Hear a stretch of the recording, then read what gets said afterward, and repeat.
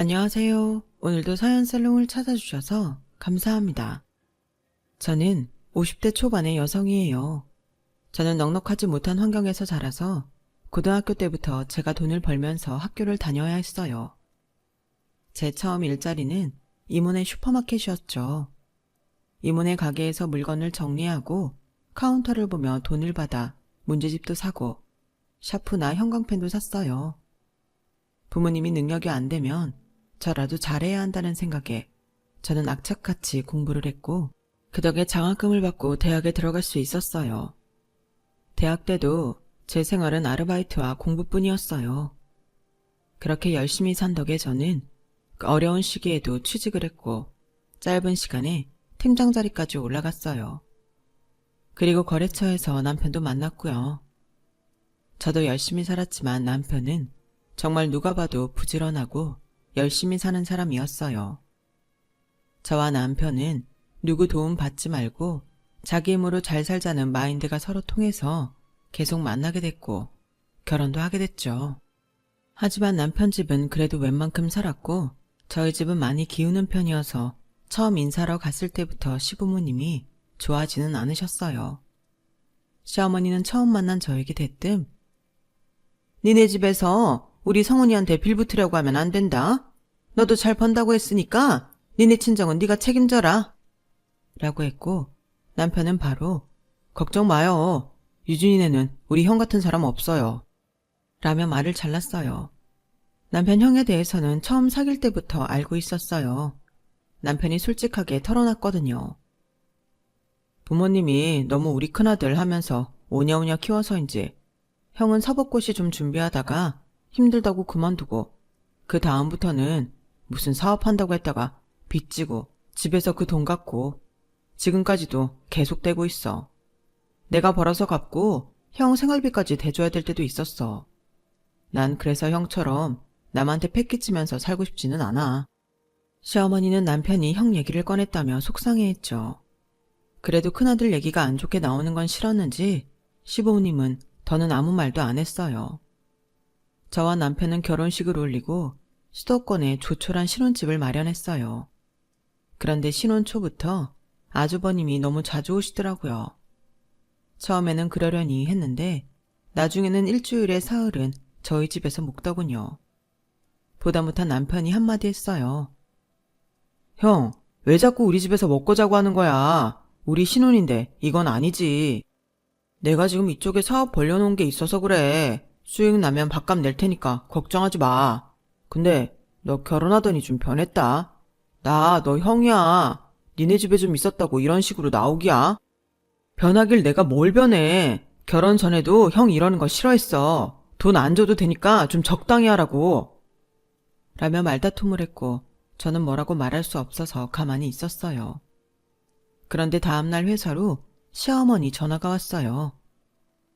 네가 지훈이 니네 집에 자꾸 온다고 뭐라고 했냐?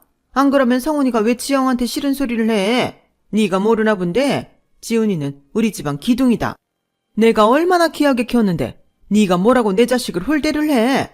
한 번만 더 내기에 지훈이 보고 뭐라고 했단 소리 들어와 봐. 니네 잘난 신혼집 가서 한바탕 할 테니까. 라며 저는 뭐라고 말할 틈도 안 주고 쏘아대더니 전화를 끊더군요. 저는 신혼부터 시부모님과 갈등을 겪고 싶지 않아서 남편에게 아주버님 우리 집 오는 걸로 너무 뭐라고 하지 마. 사업하는 게 어느 정도 자리 잡히면 안 오시겠지. 그런 걸로 형제간 우애상하면 안 되잖아.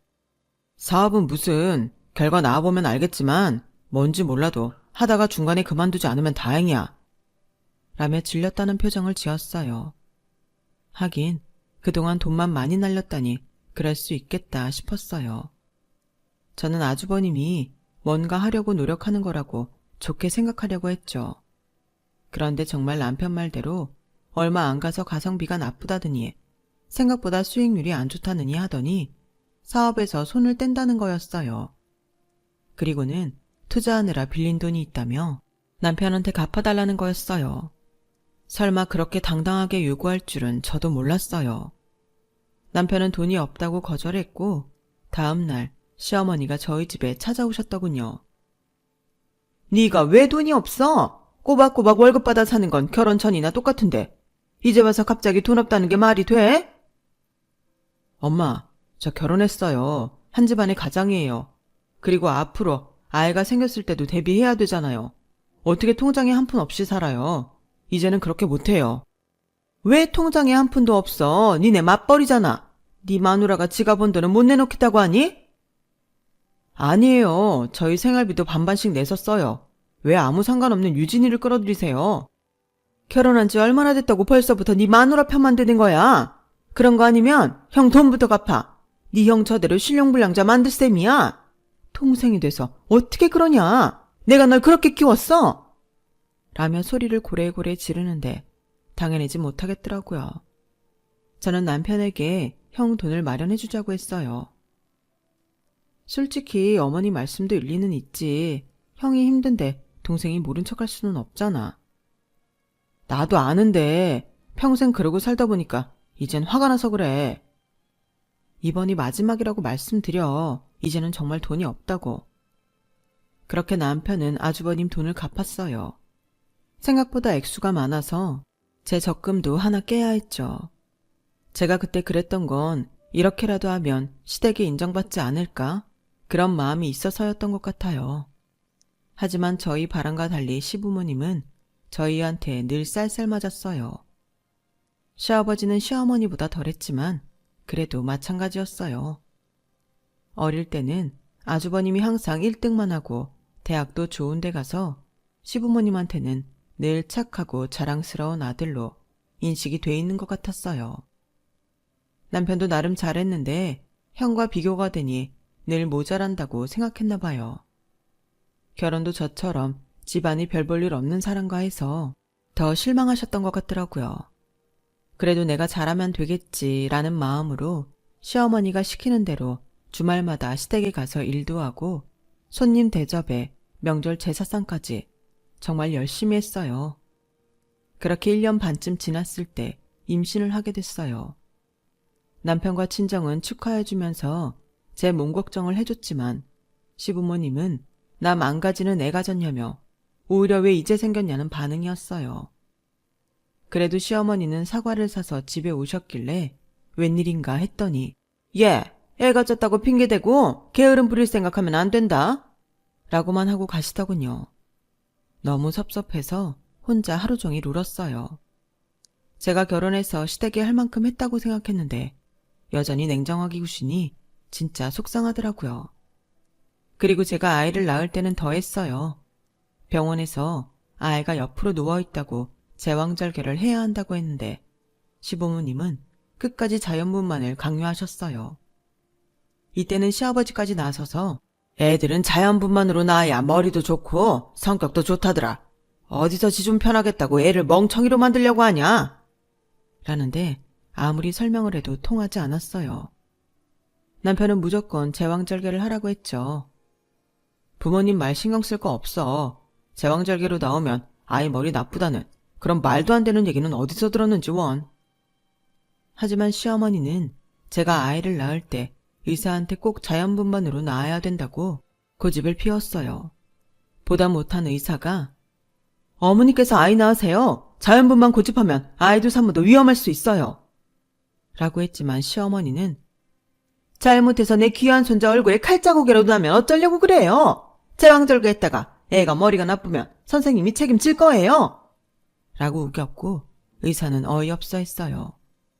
결국 저는 자연분만을 먼저 시도했지만 의사의 경고대로 10시간이 지나도 아이가 나오지 않고 저와 태아가 모두 위험해지자 남편이 시어머니를 집에 보내고 제왕절개를 해달라고 했어요. 그렇게 우여곡절 끝에 저희 첫 아들이 태어났어요. 하지만 시부모님은 미역 한 줄기만 다른 사람에게 보내고 병원에 한번 찾아오지 않았어요. 그 당시 아주버님이 여자를 만나게 됐는데 그 여자가 변호사이고 집도 잘 산다고 하더군요. 제가 아이를 낳을 쯤에 아주버님은 여자를 집에 데려온다고 했고 그 바람에 시부모님은 저희는 안중에도 없었어요. 제가 아이를 낳고 이틀 후에 여자가 인사를 다녀갔다더라고요. 나중에 집으로 아이를 보러 온 시어머니는 저희 집에 있는 내내 예비 며느리 칭찬만 하셨어요. 변호사라 그런지 애가 어쩜 그렇게 세련되고 남다른지 몰라. 그래서 다들 그렇게 사짜, 며느리, 사위 보고 싶어 하나 봐. 지훈이는 여자를 만나도 아주 똑 부러지는 애만 골라서 만나니 얼마나 좋아. 남편은 출산일로 자기 부모님에 대해 다 포기한 것 같았어요. 제가 첫 손자를 낳는데 형 신부감이 집에 인사 오는 게 더 중요하냐며 목청을 높여서 싸웠지만 시부모님은 오히려 남편만 욕을 했거든요. 그래서인지 시어머니가 무슨 얘기를 해도 들은 척도 안 했고 저도 섭섭한 감정조차 생기지 않아서 아무 말도 하지 않았어요. 어쨌든 아주버님 결혼 얘기는 잘 진행이 돼서 양쪽 집안이 상견례를 마치고 본격적인 결혼 준비를 시작했어요. 저는 결혼식 하는 날까지 몸조리도 끝나지 않은 상태에서 너무 많은 일을 해야 했어요. 예단을 사는 것부터 음식 장만까지 시어머니가 전부 저한테 떠맡겼거든요. 남편은 저를 도와주며 아주 질린다며 어디 멀리 이사가서 살자고 하더라고요. 저도 그러면 좋겠다는 생각이 들었어요. 하지만 남편 직장 문제도 있고 가능하지는 않을 것 같더라고요. 그래도 말이라도 그렇게 해주는 게 정말 고마웠어요. 시어머니는 아주버님 내외가 신혼여행에서 오는 날까지 저를 불러 일을 시켰어요. 저는 잘난 변호사 동서에 밥을 차려주면서도 거실에 한번 같이 앉지를 못했어요. 뒤늦게 퇴근을 하고 온 남편이 부엌에서 일하느라 지친 저를 보고 아니, 애 낳은 지 얼마 되지도 않은 사람을 계속 일만 시키면 어떡해요? 언제부터 이런 거 챙겼다고? 평소처럼 시켜 먹으면 되잖아요. 라며 화를 내니 시어머니가 누가 들으면 우리가 못된 시댁 식구인 줄 알겠다. 내가 내 며느리도 마음대로 못 부려먹냐? 그리고 오늘이 보통 날이야. 결혼하고 큰 며느리가 처음 오는 날이잖아. 그런 날 누가 밥을 배달해서 먹어? 라고 하자 동서가 나섰어요. 괜히 저 때문에 이런 일이 생긴 것 같아 죄송해요. 그래도 아랫동서가 저 밥 한 번은 해줄 수 있다고 생각했는데 이렇게 큰 소리 낼 일인 줄은 몰랐네요. 남편은 어이가 없다는 듯 그럼 형수님도 다음번에 저 사람 밥 좀 해주세요. 윗동서가 아랫동서 아이 낳았는데 밥 한 번 해줄 수 있잖아요. 결혼하기로 해놓고도 병문안 한 번도 안 왔으니까요.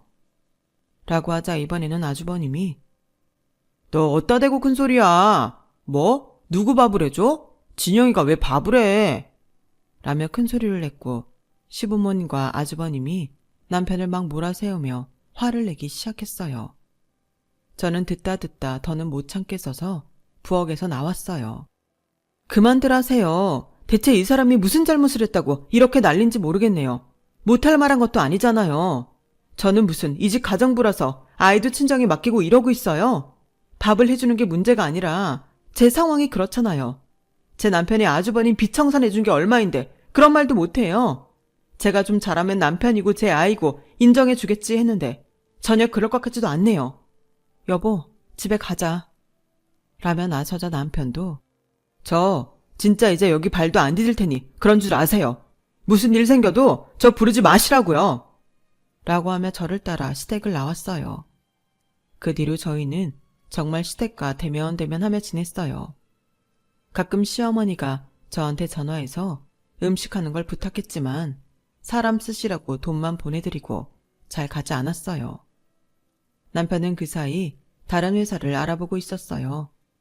정말 자기 본가하고 아주 떨어진 데에서 살 생각인 것 같더라고요. 하지만 여러 가지 조건을 고려해야 해서 쉽게 결정해 나지는 않았어요.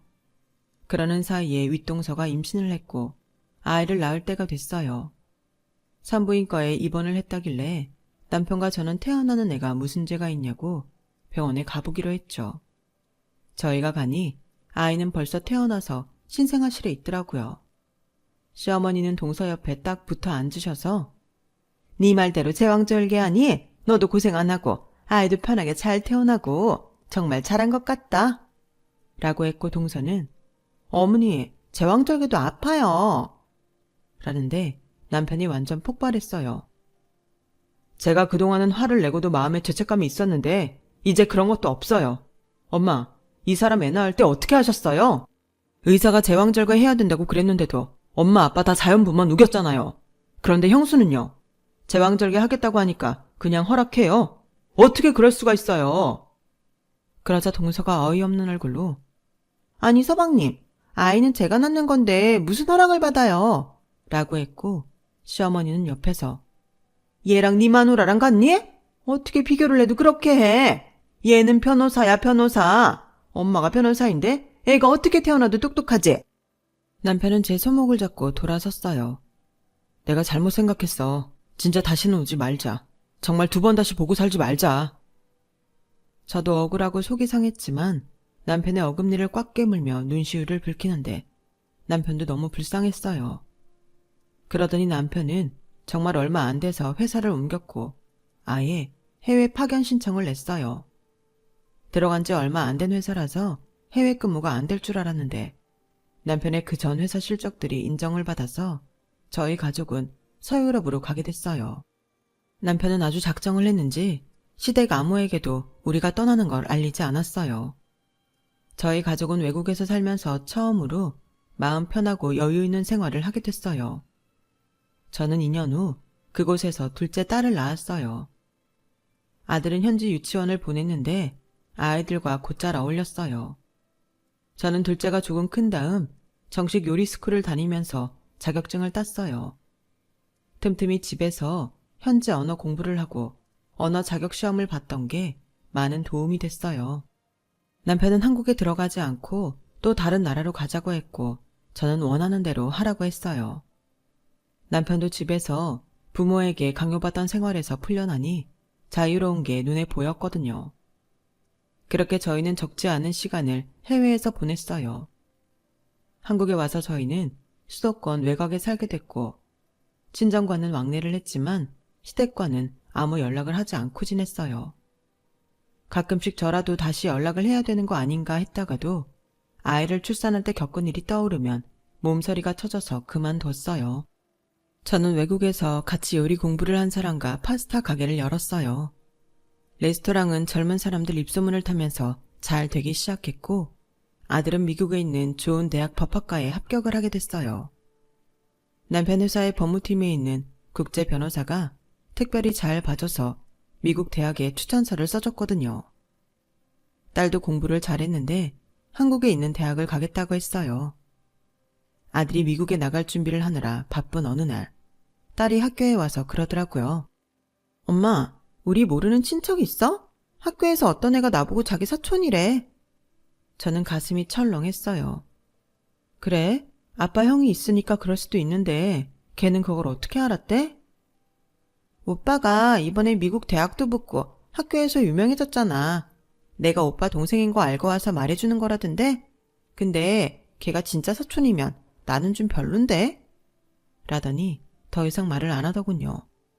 저는 혹시 시댁에서 알게 됐나 불안했는데 아닌 게 아니라 시어머니가 어떻게 저희 가게를 알고 찾아왔더라고요. 시어머니는 그새 많이 늙었어도 저를 무시하는 눈빛은 여전했어요. 시댁이랑 형은 어떻게 사는지 나 몰라라 하고 니네끼리 이러고 사니까 좋냐? 너 다른 날 나랑 좀 만나자. 상훈이한테는 말하지 말고. 무슨 일이신데요? 지금 말씀하세요. 이런 자리에서 할 얘기가 아니야. 라며 일방적으로 약속 시간과 장소를 통보하고 가더군요. 저는 일단 남편에게 얘기를 했어요. 나가지 마. 괜히 또 생사람 잡고 말도 안 되는 얘기나 하겠지. 대체 당신 레스토랑은 또 어떻게 한 거야? 애들 학교에 형님 딸이 다니나 봐. 그렇게 피하려고 했는데 이렇게 또 만나네. 라며 한숨을 쉬었고 저는 혹시라도 시어머니가 애들 학교에 갈까봐 약속 장소에 나가기로 했어요. 시어머니는 저를 보자 대뜸 네가 우리 지훈이 좀 도와줘야겠다. 지우한테 미국 대학 추천서 써준 국제변호사 있잖냐? 그분한테 얘기 좀 잘해봐라. 지훈이가 억울한 일을 당하게 생겼어. 어머니, 그런 건 따로 변호사를 선임하시면 좋을 것 같아요. 그분은 회사에 소속된 분이세요. 너는 무슨 애가 그렇게 냉정하니? 그러니까 한국에 와서도 성훈이가 집에 연락도 못하게 했겠지. 이런 건 가족인 우리가 도와야지. 근데 그런 건 형님이 더 잘 알지 않을까요? 형님 변호사니까 아는 사람 소개받는 게 빠를 텐데요. 그러자 시어머니는 형님한테 사정이 있다며 아무튼 알아보라고 일방적으로 말하고 서둘러 가버렸어요. 저는 남편한테 일단 얘기를 했지만 남편도 어림도 없는 소리라고 했어요. 별걸 다 일을 시키네. 당신은 신경 쓰지 마. 또 연락 오면 그때는 내가 알아서 할게. 다음 날은 저희 가족이 그 변호사분과 만나는 날이었어요. 아들 추천서를 써준 데에 감사 표시로 식사를 하기로 했거든요. 아들과 회사 근처에 다다르니 어디서 남편이 화가 난 목소리가 들리더라고요. 보니까 남편이 시어머니와 싸우고 있었어요.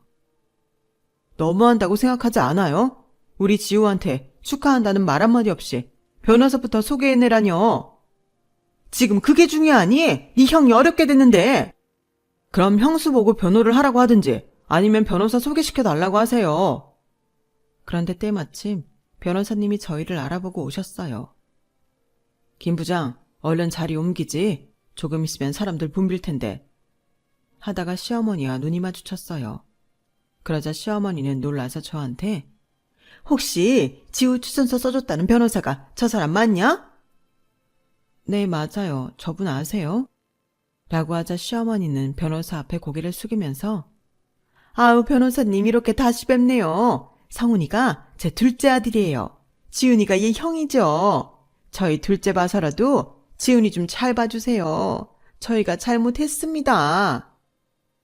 알고 보니 아주버님이 또 무슨 사업을 한다고 했다가 남편 회사 특허권을 침해했다더군요. 그것 때문에 회사 측에서 아주버님을 상대로 소송을 했고 같이 동업하던 사람은 발뺌을 하고 빠져나갔다는 거였어요. 그래서 아주버님이 다 뒤집어 쓰게 됐다는 거였지만 회사에서는 아주버님이 전에도 다른 회사 특허권을 침해한 적이 있기 때문에 믿을 수 없다는 입장이었어요. 변호사님은 이런 일은 여기서 얘기할 사안이 아니라며 바로 저희와 함께 자리를 옮겼어요. 시어머니는 저를 붙잡고 네가 옆에서 잘 좀 얘기해봐. 네 남편도 형이 잘못되면 창피해서 회사 다니겠어? 저 사람하고 상관도 없는 일인데 뭐가 창피해요? 어머니 저한테 이러지 마세요. 예전에 저한테 어떻게 하셨는데 저한테 이런 부탁을 하세요? 너는 어른한테 혼 좀 났다고? 그걸 가지고 여태까지 꽁하니? 어머니, 저도 좋은 날 시끄럽게 하고 싶지 않아서 참았는데요. 그게 좀 혼난 건 아니죠.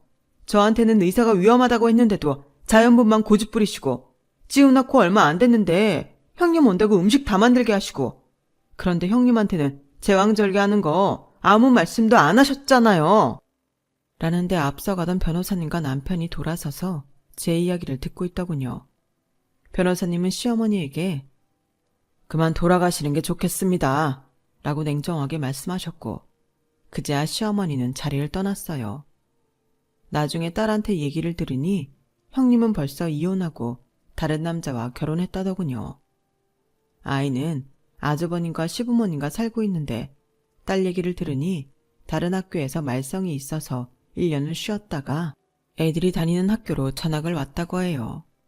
결국 아주버님은 손해배상으로 엄청난 금액을 물게 됐고 시부모님은 어쩔 수 없이 집을 팔고 지방으로 이사를 가게 됐어요. 시어머니는 나중에 저한테 와서 그동안 잘못했다고 싹싹 빌었고 남편은 그래도 다시 보지 않았으면 좋겠다고 했어요. 저도 예전 생각하면 시댁 식구들 보기가 참 힘들고요. 대신 매달 형님 딸이 고등학교 졸업할 때까지 용돈만 조금씩 보내기로 했어요. 제가 학교 다닐 때 어려웠던 게 생각나서 그랬죠. 그 이상은 시댁과 엮이기도 싫었고요. 지금은 다들 커서 더는 시댁과 연락하지 않고 각자 살고 있답니다. 제 사연은 여기까지예요. 긴 얘기 들어주신 분들 정말 감사하고요. 모두 행복하시고 좋은 가족과 좋은 하루 되셨으면 좋겠어요. 다들 건강하세요. 여러분, 사연 댓글에 응원과 현명한 조언 부탁드려요. 좋아요와 구독은 저에게 큰 힘이 됩니다. 오늘도 좋은 일 가득하세요.